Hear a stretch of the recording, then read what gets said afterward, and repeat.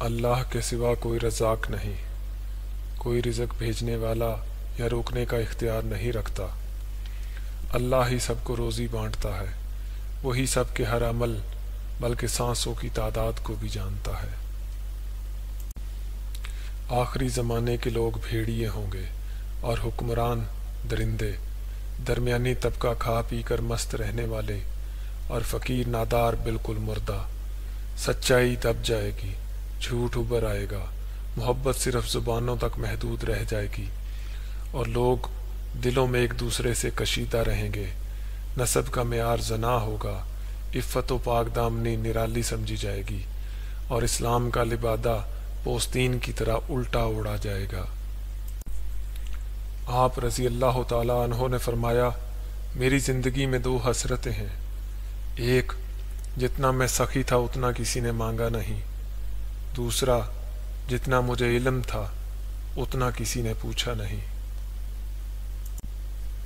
اگر کوئی شخص اپنے بھوک مٹانے کے لیے روٹی چوری کرے تو چور کے ہاتھ کاٹنے کی بجائے بادشاہ کے ہاتھ کاٹے جائیں۔ جب تم دنیا کی مفلسی سے تنگ آ جاؤ اور رزق کا کوئی راستہ نہ نکلے تو صدقہ دے کر اللہ سے تجارت کر لیا کرو۔ یہ زندگی 2 دن کی ہے، ایک دن تمہارے حق میں اور ایک دن تمہارے مخالف۔ جس دن تمہارے حق میں ہو اس دن غرور مت کرنا، اور جس دن تمہارے مخالف ہو اس دن صبر کرنا۔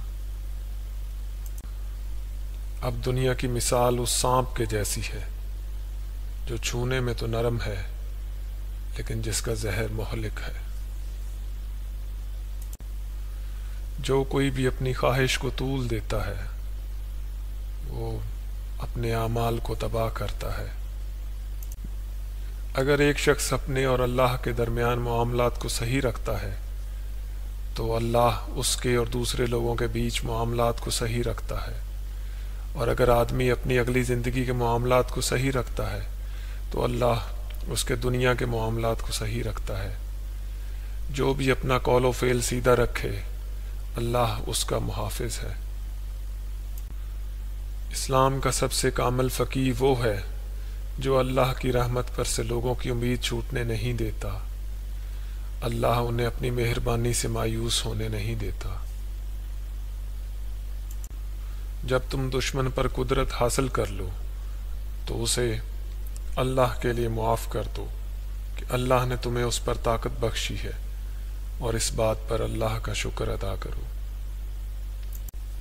حضرت علی رضی اللہ تعالیٰ عنہ کا کوفہ میں زخمی ہو جانے کے بعد حضرت امام حسن رضی اللہ تعالیٰ عنہ اور حضرت امام حسین رضی اللہ تعالیٰ عنہ کو وصیتی خط۔ میں تم دونوں کو نصیحت کرتا ہوں کہ تم دونوں اللہ سے ڈرنا اور اس دنیا کی فرحتوں کے پیچھے مت جانا، چاہے وہ تمہارا پیچھا کرے۔ تمہیں دنیا کی جو چیز نہیں ملی اس کے لیے افسوس مت کرنا، سچ بولنا اور اجر کی امید کے لیے اعمال کرنا، ستانے والے کو دشمن اور ستائے جانے والے کے مددگار ہونا۔ میں تم دونوں کو، اپنی تمام اولاد کو اور اپنے خاندان کے افراد کو اور ہر اس شخص کو جس تک میری لکھائی پہنچے یہ نصیحت کرتا ہوں کہ اللہ سے ڈرو اور اپنے تمام معاملات میں ترتیب رکھو اور آپس میں اچھے تعلقات رکھو، کیونکہ میں نے تمہارے دادا نبی کریم صلی اللہ علیہ وآلہ وسلم کو یہ کہتے سنا کہ آپس کے تعلقات کو بہتر کرنا نماز اور روزوں سے بہتر ہے۔ ڈرو اللہ سے اور یتیموں کے معاملے میں اللہ کو سامنے رکھو اور وہ تمہاری موجودگی میں تباہ نہ ہو۔ ڈرو اللہ سے اور پڑوسیوں کے معاملے میں اللہ کو سامنے رکھو، کیونکہ وہ نبی کریم صلی اللہ علیہ وآلہ وسلم کی نصیحت کا حصہ تھے۔ وہ ان کے حقوق کے لیے نصیحت کرتے رہے، یہاں تک کہ ہم نے سوچا وہ انہیں وراثت میں حصے کی بھی اجازت دیں گے۔ ڈرو اللہ سے اور قرآن کے معاملے میں اللہ کو سامنے رکھو، کوئی اس پر عمل کرنے میں تمہیں پیچھے نہ چھوڑ دے۔ ڈرو اللہ سے اور نماز کے معاملے میں اللہ کو سامنے رکھو، کیونکہ یہ تمہارے دین کا ستون ہے۔ ڈرو اللہ سے اور اللہ کے گھر کعبہ کے معاملے میں اللہ کو سامنے رکھو، جب تک تم زندہ ہو اسے مت چھوڑو، کیونکہ اگر اسے چھوڑ دیا تو تم نہیں بچو گے۔ ڈرو اللہ سے، اور جہاد کے معاملے میں اللہ کی راہ میں اپنی ملکیت، جانوں اور زبانوں کی مدد سے اس میں اللہ کے سامنے رکھو۔ تمہیں رشتہ داروں کا احترام اور دوسروں کے لیے نئے خرچے کا خیال کرنا ہے۔ ایک دوسرے سے منہ پھیرنا چھوڑ دو اور آپس میں عداوتیں ختم کرو۔